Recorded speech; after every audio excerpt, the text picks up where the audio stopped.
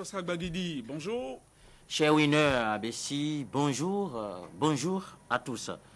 La nature humaine a cette cruelle destinée de se laisser vaincre par de tristes événements qui l'emballent dans le doute et l'emportent sur les ailes de pensées funestes au point de l'asservir à une vision fataliste de la vie. La brutalité de la mort peut provoquer chez les vivants une révolte et les plonger dans une philosophie qui prône la recherche effrénée du plaisir avant l'avènement de la mort. Hâte-toi de bien vivre, recommande le proverbe. Il faut vivre comme si on doit mourir demain, enchaîne l'opinion. Bien vivre pour noyer la peur d'une certitude, celle de la mort.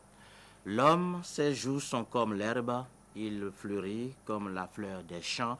Lorsqu'un vent passe sur cette fleur, elle n'est plus et le lieu qu'elle occupait ne la reconnaît plus, disent les saintes écritures dans les psaumes.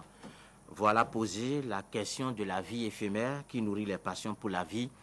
On cherche à ne vivre que pour le plaisir et on vit dans l'obsession du bonheur par la phobie de sa mort prochaine.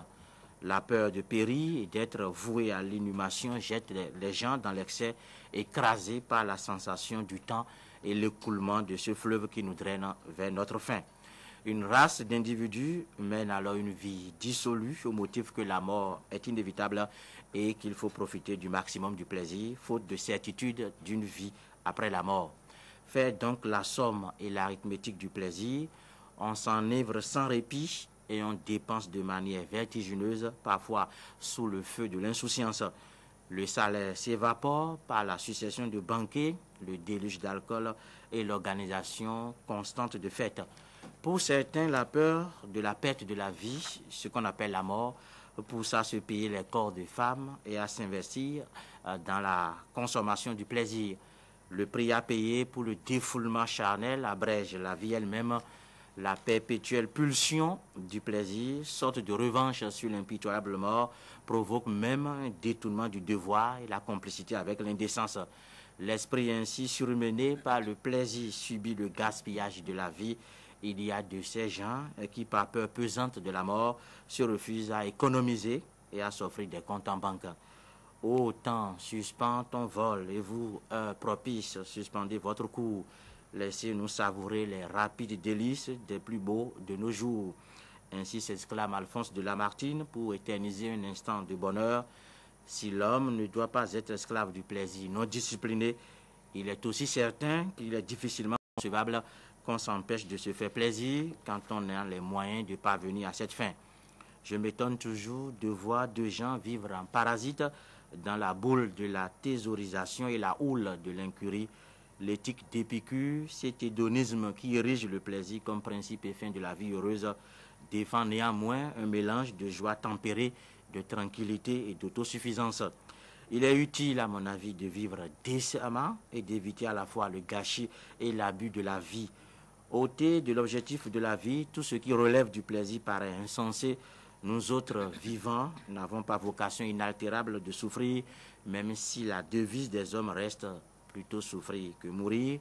La sagesse devrait consister à vivre selon ses moyens, ni en deçà ni au-dessus. Dans tous les cas, il serait suicidaire de vivre comme si on était déjà mort et de tout mettre sans dessous. Le temps ne cessera jamais de nous inciter à penser au vieillissement et à la mort. L'essentiel est de faire en sorte de ne pas regretter sa vie. Merci infiniment Léandre Dossou. Lecture, décryptage, réflexion, analyse. La mort, c'est notre seule certitude. C'est une maladie sexuellement transmissible. Nous l'attrapons même déjà dans le sexe de nos moments, disons ça comme ça. Est-ce que, parce que nous devons mourir fatalement, nous devrions profiter, mais alors profiter à fond de la vie telle que le chroniqueur semble le dénoncer? Mais lorsque vous profitez à fond du plaisir, vous risquez de mourir très tôt. Et là, vous n'allez même plus avoir le temps de profiter de la vie. Parce que vous savez, le plaisir, c'est quelque chose qui a souvent trait à la passion. Le plaisir renvoie souvent à la passion. Et tout ce qui est passion est surtout dangereux.